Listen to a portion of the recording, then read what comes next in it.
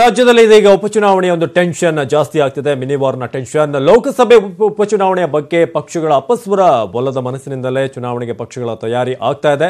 By election ಅಲ್ಲಿ ಗೆದ್ದವರು 3 ತಿಂಗಳಿಗೆ ಮಾತ್ರ ಸಂಸದರಾಗಿರ್ತಾರೆ. 3 ಪಕ್ಷಗಳಿಗೂ ಕೂಡ ಈ ಒಂದು ಉಪಚುನಾವಣೆ ಬೇಡವಾಗಿದೆ. ಅಪಸ್ವರವನ್ನು ಎತ್ತಲಾಗ್ತಿದೆ. ಈಗಾಗಲೇ 3 ಪಕ್ಷಗಳ ನಾಯಕರು ಚುನಾವಣಾ ಆಯೋಗದ ನಿರ್ಧಾರಕ್ಕೆ ಇದೀಗ ವಿರೋಧವನ್ನು ವ್ಯಕ್ತಪಡಿಸಿದ್ದಾರೆ, ಆಕ್ಷೇಪ ವ್ಯಕ್ತಪಡಿಸಿದ್ದಾರೆ.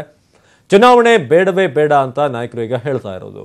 ಕರ್ನಾಟಕದಲ್ಲಿ ಬೈ ಎಲೆಕ್ಷನ್ ಸಮರ ಏನಾಗುತ್ತೆ, ಚುನಾವಣೆ ಬೇಡವೆಂದು ಪಕ್ಷಗಳಿಂದ ಮನವಿಯ ಸಾಧ್ಯತೆ ಇದೆ. ಉಪಚುನಾವಣೆ ಬೇಡ ಎಂದು ಆಯೋಗಕ್ಕೆ ಮನವಿ ನೀಡುವಂತಹ ಸಾಧ್ಯತೆ ಕೂಡ ಇದೆ. ಸಾರ್ವಜನಿಕರ ಹಣ ಪೋಲಾಕುವ ಬಗ್ಗೆ ಕೋರ್ಟ್ಗೆ ಮೊರೆ ಹೋಗುವಂತ ಚಾನ್ಸಸ್ ಇದೆ. ಇನ್ನು ಉಪಚುನಾವಣೆ ಕಾನೂನು ಒಂದು ಪಂಡಿತರಿಂದಲೂ ಕೂಡ ಉಪಚುನಾವಣೆಯ ಬಗ್ಗೆ ಆಕ್ಷೇಪ ವ್ಯಕ್ತವಾಗಿದೆ. ಕೇವಲ ಒಂದು 4-5 ತಿಂಗಳ ಒಂದು ಮಟ್ಟಕ್ಕೆ ಆ ಒಂದು ಕಾಲಕ್ಕೆ ಬೇಕಾಗಿಲ್ಲ ಈ ಒಂದು ಚುನಾವಣೆ ಅನ್ನೋ ಮಾತು ಕೂಡ ಕಾನೂನು ತಜ್ಞರ ಕಡೆಯಿಂದ ಬಂದಿದೆ. ನೋಡಿ, ಯಾವ ಸಮಯದಲ್ಲಿ ಚುನಾವಣೆ ಆಗಬೇಕನ್ನೋದು ಎಲೆಕ್ಷನ್ ಕಮಿಷನ್ನ ನಿರ್ಧಾರಕ್ಕೆ ಹೊಂದ್ಕೊಂಡಿದೆ.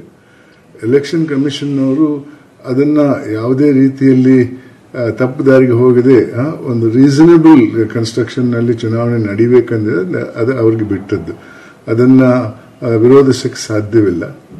ರಾಜಕೀಯ ಕಾರಣಕ್ಕಾಗಿ ಒಂದು ರಾಜಕೀಯ ಪಕ್ಷದ ವಿಚಾರವನ್ನು ಮನಸ್ಸಲ್ಲಿಟ್ಟುಕೊಂಡು ನಿರ್ಧಾರಕ್ಕೆ ಬರುವುದು ಸರಿಯಲ್ಲ. ಇವತ್ತಿನ ಆದೇಶದ ಪ್ರಕಾರ ಇವತ್ತಂದ್ರೆ ಇತ್ತೀಚಿನ ಆದೇಶದ ಪ್ರಕಾರ ನನಗನ್ನಿಸ್ತಾ ಇದೆ ಎಲೆಕ್ಷನ್ ಕಮಿಷನ್ ಅವರು ಏನು ತಪ್ಪು ಮಾಡಿಲ್ಲ ಅಂತ. ಒಟ್ಟಿಗೆ ಎಲ್ಲರೂ ಹೋಗ್ಬೋದು, ಆದ್ರೆ ನನ್ನ ಅನಿಸಿಕೆಯಲ್ಲಿ ಈ ನಿರ್ಧಾರವನ್ನ ತಳ್ಳಿ ಹಾಕುವಂತ ಯಾವುದೇ ಕಾನೂನಿನ ಇದು ಎಡೆ ಇಲ್ಲ ಅಂತ ನಾನು ತಿಳಿಸಿ. ರೆಪ್ರೆಸೆಂಟೇಷನ್ ಆಫ್ ಪೀಪಲ್ ಆಕ್ಟ್ ಪ್ರಕಾರ ಪಾರ್ಲಿಮೆಂಟ್ ನ ಒಂದು ಸೀಟ್ ವೇಕೆನ್ಸಿ ಆದ್ರೆ for any reason whatsoever, resignation or death or otherwise, within 6 months from the date of the vacancy election must be held. ಅದು ನಾರ್ಮಲ್ ರೂಲ್. 6 ತಿಂಗಳೊಳಗೆ by election ಮಾಡಲೇಬೇಕು. ಅದಕ್ಕೆ ಒಂದು exception ಇದೆ, that is given by section 151A. ಅದು ಏನು ಹೇಳ್ತದೆ ಅಂತ ಹೇಳಿದ್ರೆ, ಆ ವೇಕೆನ್ಸಿಯ ರಿಮೈಂಡರ್ ಟರ್ಮ್ ಇದಲ್ಲ, if it is less than 1 year. ಈಗ ಬೈ ಎಲೆಕ್ಷನ್ ನಲ್ಲಿ ವಿನ್ ಆದವನಿಗೆ ಅಲ್ಲಿ ಟರ್ಮ್ ಪಾರ್ಲಿಮೆಂಟ್ ನಲ್ಲಿ ಲೆಸ್ ದೆನ್ 1 year ಆದ್ರೆ ಇಲೆಕ್ಷನ್ ಮಾಡಲೇಬೇಕು ಅಂತ ಇಲ್ಲ ಅಂತ. That is less than 1 year ಆದ್ರೆ ಮಾಡಲೇಬಾರ್ದು ಅಂತಲೂ ಹೇಳಲಿಲ್ಲ.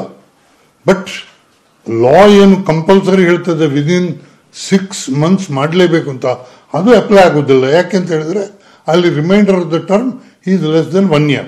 ಹಾಗಿರುವಾಗ total effect of these 2 provisions is election ಕಮಿಷನ್ಗೆ ಡಿಸ್ಕ್ರೆಷನ್ ಉಂಟು.